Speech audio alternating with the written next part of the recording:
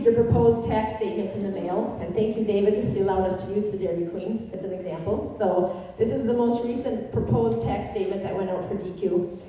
So the townships and cities certify to us in September their levy for the year, and that is what we use, just their estimate at that time, in order to create this. So as you can see in step 1, on the upper right-hand corner, the tax bill market value. So that was established by Laura's office and printed on here. Underneath that is the property classification. So this is a commercial property. So if there's a change in your classification or change in your value, you can see that on here as well. Step 2 down there shows how your proposed tax was calculated in a very basic way. So the property taxes before credits, then the school building bond credit, if applicable, the ag market value credit, so that is a credit of up to $490 if you have agricultural land, other credits, and then your property tax.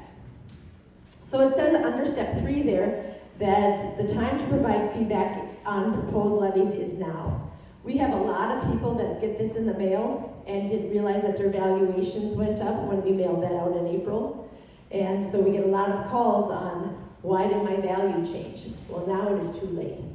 So this is on levies. So this is to question, why are we spending so much here? Or why does the city need this much money? Why does the county need this much money, and so forth?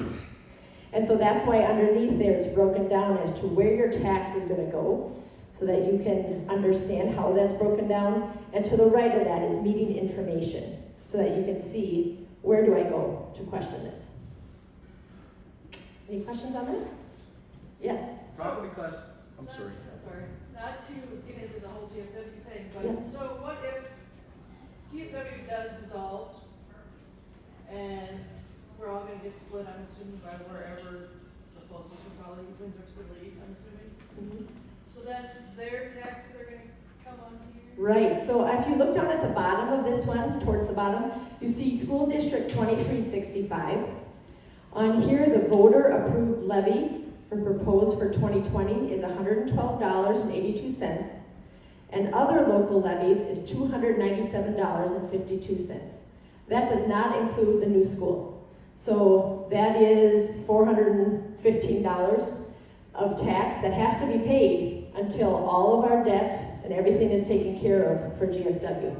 I don't know the figure off the top of my head, but McLeod West dissolved and it was 10 years or something like that before everything was all taken care of for them, and that didn't show up on the McLeod West or the Broughton tax statements anymore.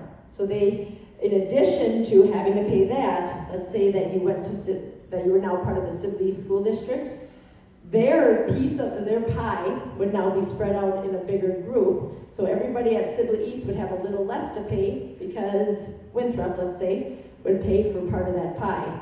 And so you have that on here as well as all the GFW. Yes?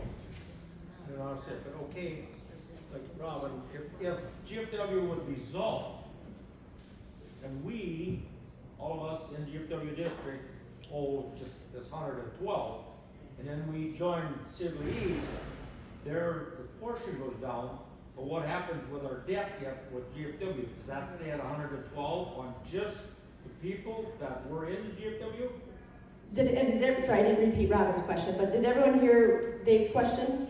What happens to the GFW debt then? Is that spread out over a different group? Nope. I'm saying we because I'm part of the district, but we were the GFW district. So whatever is left if GFW is to close, that's what the GFW people, or the GFW property, doesn't follow the people but follows the parcels, have to pay. So that would still be on there until it's all paid in full. Plus, if we go in a different Plus- district, you'd have theirs on there, yeah. Right, so for example, and back to Robin's case, if she was part of Sibley East now, Robin would be paying for the new school over at Sibley East. And it doesn't matter if my kid's going, it's because my property. Right, doesn't matter if your kid goes there or not, it's because of how it's redistricted and where your property lies. Any other questions there? Leighton? This is not on the school. Okay, that's all right. I think I was going on what Dale is maybe a little bit. For the property classification. So there's 50 some different classifications, and this just says commercial. Are there different commercial classifications? You wanna, Or are all commercial properties in their many various forms, they're all taxed at that certain multiplier rate?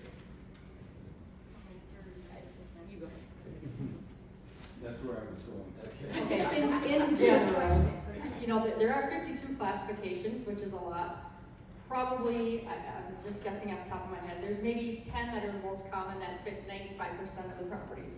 Okay, you have some classifications, like apartments, there's several apartments, there's, you know, the low income apartments or the market rate apartments. So to answer your question on commercial, there's not a whole lot of commercial classifications, and I apologize, I don't have them all memorized, but the majority of your commercial properties are gonna fall into that same class rate. I think it's 1.5%, and then it goes up to 2 after a certain value amount. Okay, so most of them are gonna fall into that. Over 150? 150 and Yes. over. So your first 150,000 of your property value is multiplied times 1.5. If your property value is more than 150, say it's 200,000, the additional 50,000 is gonna be taxed at 2%. So the higher your value is subject to more of a bigger class rate, but. But since there's 52 classifications, but commercial property only essentially has one at 2%. Because most commercial properties are gonna be over 150,000, a lot. Depends what jurisdiction you're in. You know, as far as are you talking New Auburn City versus Arlington or Baylor or Winthrop?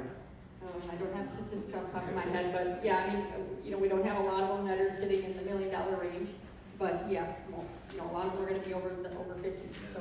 Yeah, okay. And if I can touch on that, so when we're saying over 150,000, in our offices, we do, so you're paying, I understand that. it's calculated out to the 1.5 up to 149,999.99 cents. Yep. I'm just curious why they're all the same, because they're very different, but, okay. All right, so we'll spin our wheel here.